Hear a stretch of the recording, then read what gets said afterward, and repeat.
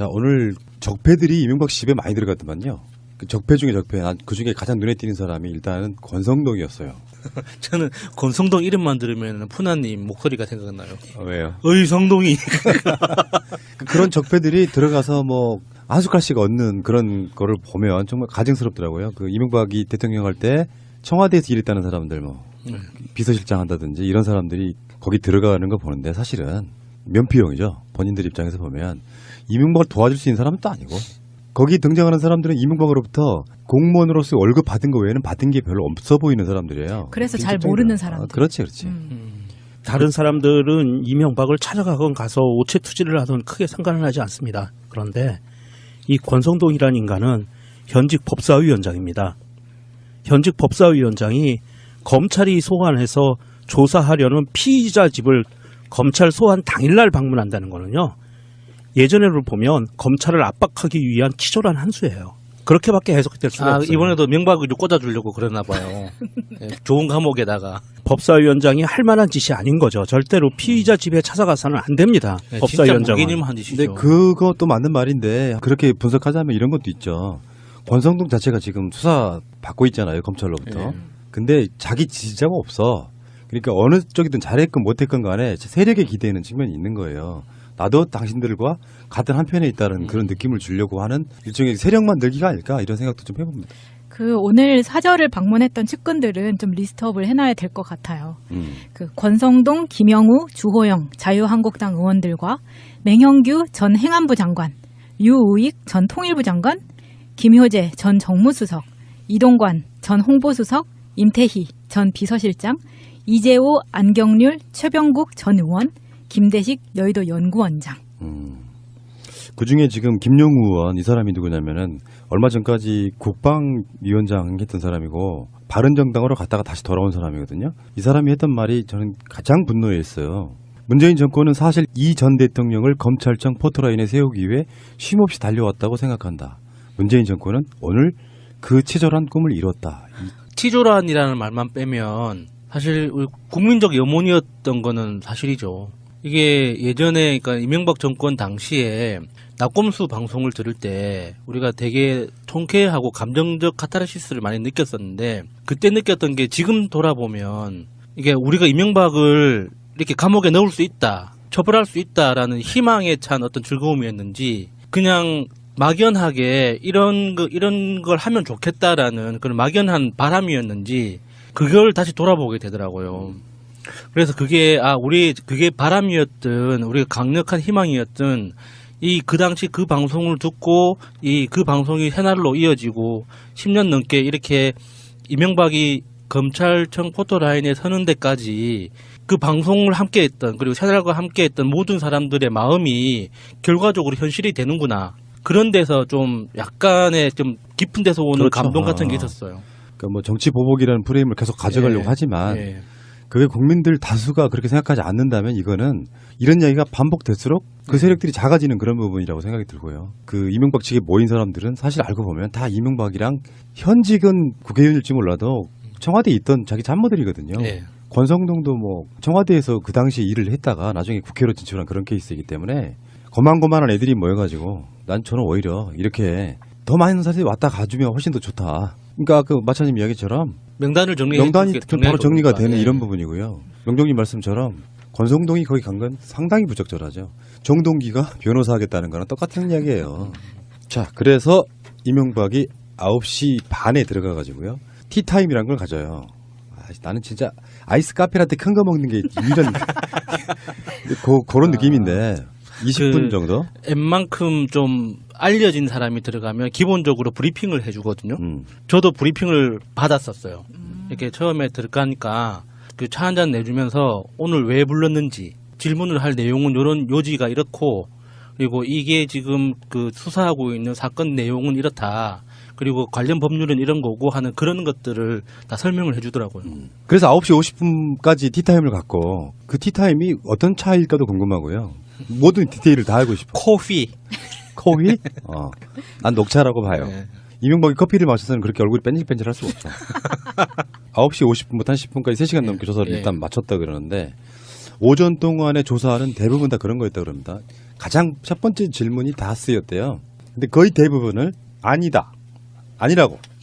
내가 다스의 주인이면 얼마나 좋겠습니까? 뭐 이런 그 드립들이 그냥 생각나는 그런 측면이었고요. 인정할 수가 없겠죠. 근데 문제는 이제 이명박의 구속은 사실상은 검찰이 억지로 짜맞춘 게 아니고 다스건 국정원 특활비건 뇌물이건 다 자기 측근들의 진술 때문에 만들어진. 그러니까 결국에는 이제 이명박이 계속 부인을 하게 되면 검찰은 그런 상태로 가겠죠. 일단 구속시키고 지금 재판 중이거나 오늘 김백준도 재판이 있었는데 재판 중이거나 하는 그 측근들 잡아다 놓은 사람들을 갖고 대지 질문하겠죠. 이 경우는 그러니까 문재인 정부의 정치 보복일 수가 없어요. 뇌물이나 이런 사건들의 본질을 측근들이 지금 불어댔는데 네. 그게 무슨 뭐 정치 보복이라고 얘기할 수 있냐 이런 거고. 그래서 불법성이 드러났는데 공소시효도 남아있는데 처벌 안 한다는 게 이상하잖아. 점심을 설렁탕했다. 이 이야기도 중요한 보도 중에 하나가 됐어요. 예, 아마 연지연 곰탕을 먹었지 않을까. 사람이 지금 맛있다고 알려진 거를 좀 줘야지. 맛을 저는 안 해. 진심으로 이명박이 건강했으면 좋겠다니까요. 앞으로 연지연 곰탕에서 대놓고 먹었으면 좋겠네요. 동아일보에서는 헤드를 이렇게 뽑았습니다. 이명박 전 대통령 점심은 설렁탕. 실용주의 소신과 맞아 평소에도 선호. 어쨌든 이명박은 설렁탕을 먹었다. 건강해라 이명박. 많이 먹어라 진짜. 자, 그렇고요. 이번에 서울중앙지검에 몰려든 기자만 600여 명입니다. 박근혜 때는 500여 명입니다. 그만큼 사건이 더 엄중하다고 볼 수도 있고 그 사이 매체가 더 늘어났을 수도 있고. 이명박이 검찰이 출석한 날은 사실은 우리 역사에 굉장히 오랜 시간 동안 남아 있어야 될 그런 날이고요. 앞으로 며칠 안에 구속영장이 발부가 될지 모르겠지만 오늘부터는 이런 게 있죠. 국민들 입장에서 보면 아무리 적폐청산 뭐라고 해도 양이 안 차요. 이명박의 구속 거기까지가 사실은 촛불혁명의 1차 완료라고 보고 그 국민들이 받아들이는 현상적인 사건, 상징적인 사건 이렇게 봅니다. 네.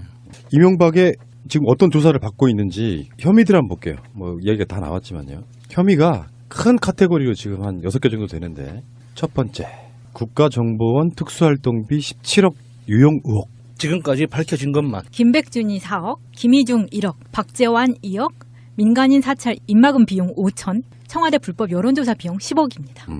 중요한 거는 김백준 같은 경우에는 대통령이 지시했다 이런 거고 다음에 김희중 같은 경우는 대통령 부인 측 여성 행정관에게 전달했다 이런 거거든요. 네, 현금으로 전달했다. 지금 이것들이 전부 다 뭐 국정원 TF 같은 데서 나왔던 자료이기도 하지만 그거를 확인해준 당사자들이 직접 진술한 거죠. 이 전부 다 측근들이에요. 예. 이거고요.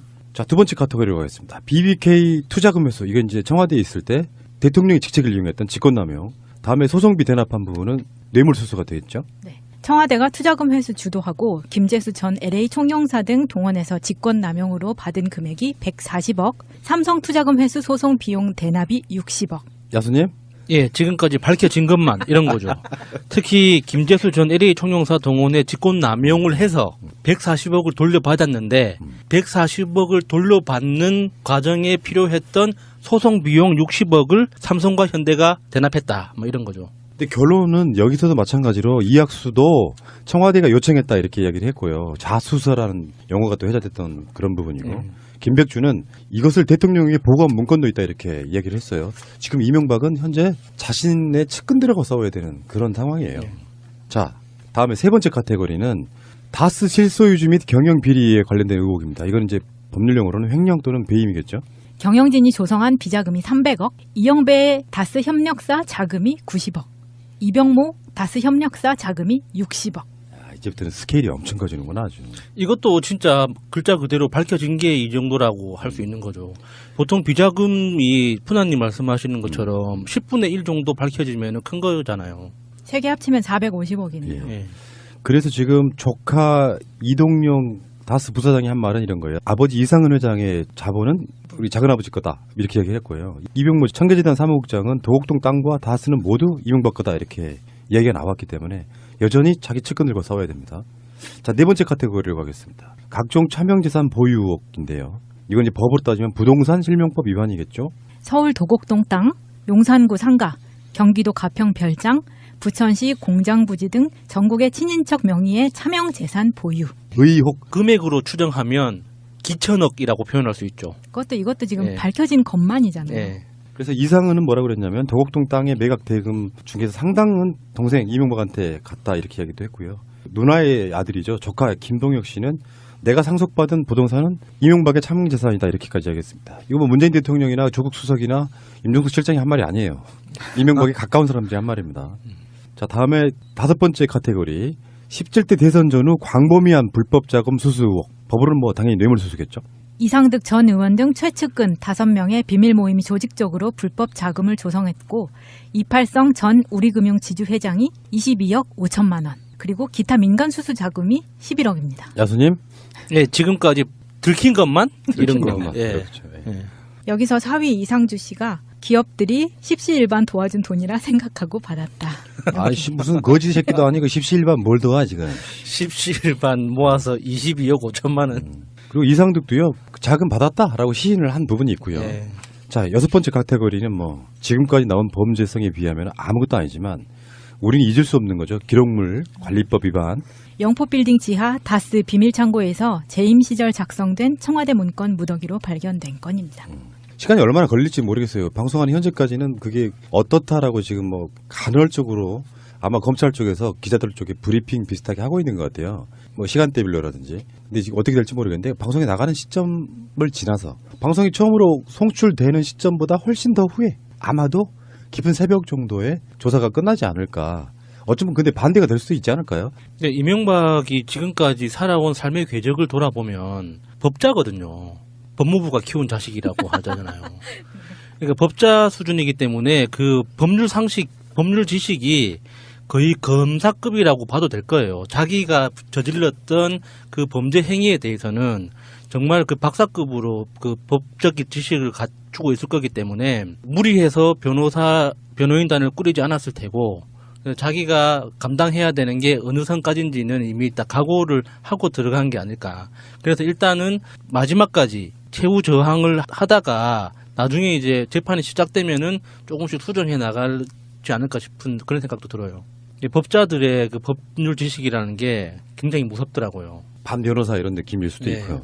검찰에서 이명박을 소환해서 무엇을 하려고 했을까요? 검찰에서는 이명박을 소환해서 이것을 진실을 파헤치기 위한 조사를 하는 게 목적이 아니었을 거라고 봐요. 검찰 측에서요? 예. 왜냐하면 이미 확보해 있는 자료가 있거든요. 그래서 오전 조사를 검찰이 다스에 집중을 했거든요. 물론 오후에도 다스로 시작을 해서 지금 진행이 됐는데 그만큼 이 다스의 실소유주에 관계된 이 부분이 이명박 사건의 뇌물 사건 기타 등등 모든 사건을 풀 수 있는 핵심 카테고리가 된다고 보고요. 키포인트가 된다고 보고 파고 있는데 굳이 이렇게 오랜 시간을 판다는 것은 그냥 이명박이 단순하게 아니다라고 부인하고 간단하게 퉁치고 넘어갈 수 있는 상황은 아니다라는 분석이 가능하고요. 검찰 입장에서는 수많은 증거와 이명박 측근들이 실토한 내용들을 들이밀었을 겁니다. 들이밀면서 이거에 대해서는 어떻게 생각하느냐 이렇게 이제 쭉 확인 작업이 들어갔을 텐데 물론 이명박은 계속 부인했겠죠. 심지어 검찰에 오늘 출두해서 다스는 내 형님 겁니다라는 이야기까지 진술을 하고 한 상황이었는데 검찰에서는 사실 이 다스 관련해서는요 이명박을 옥죄일 수 있는 스모킹건이 딱 3개가 있습니다. 하나는 첫 번째는 80년대에 다스가 창업될 때 이명박 본인의 자금이 2억 5천만 원이 들어갔다는 증거를 잡았어요. 검찰에서. 두 번째는 이시영, 이명박 아들 이시영에게 다스의 지분 구조를 모조리 넘기려고 시도한 정황이 자료로 확인이 됐고요. 세 번째로는 이명박이 퇴임 후에 다스와 관련해서 이 퇴임 후에 다스를 어떻게 할 것인가의 처리 방안이 담겨있는 문건이 발견이 됐어요. 어디서? 지하에서. 이런 모든 문건들을 봤을 때 이것을 스모킹건으로 들이밀었을 거예요. 다스에 관련돼서는. 이 부분에서 뭐 해명을 한다든지 물론 이제 변호인들이 같이 참석을 했으니까 옆방에 침대 있는 방에 와서 몰래 상의하고 나와서 답변하고 하는 과정들을 수없이 거치고 있을 겁니다. 지금은.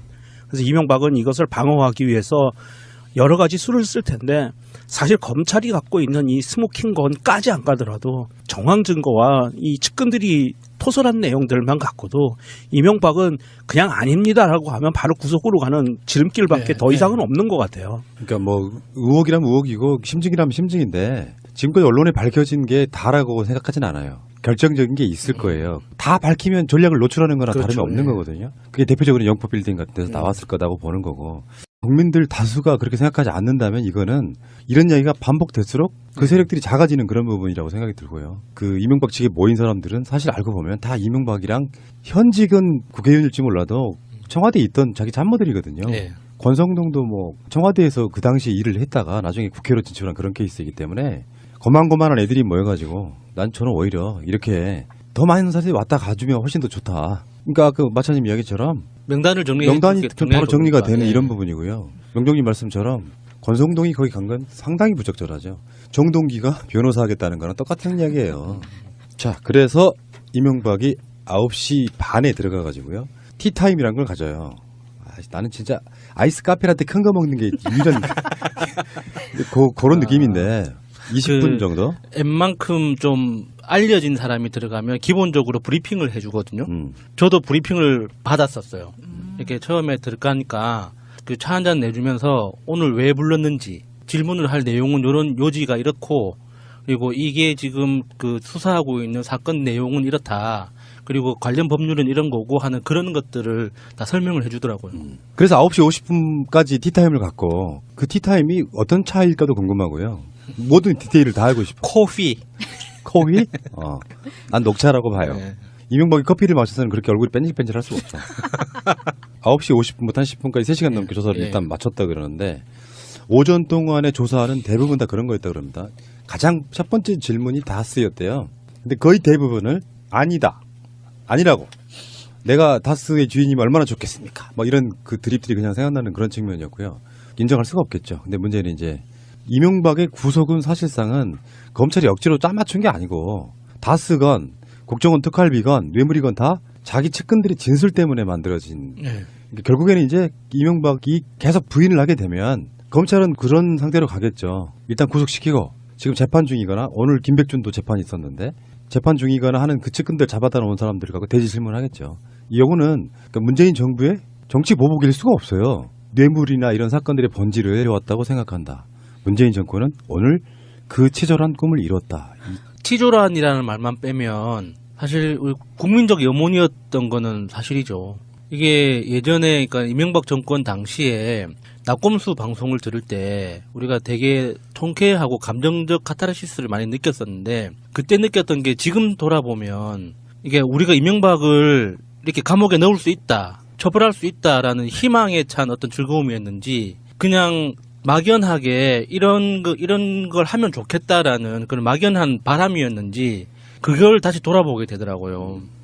그래서 그게 그게 바람이었든 우리가 강력한 희망이었든 그 당시 그 방송을 듣고 그 방송이 새날로 이어지고 10년 넘게 이렇게 이명박이 검찰청 포토라인에 서는 데까지 그 방송을 함께했던 그리고 새날과 함께했던 모든 사람들의 마음이 결과적으로 현실이 되는구나. 그런 데서 좀 약간의 좀 깊은 데서 오는 그렇죠. 감동 같은 게 있었어요.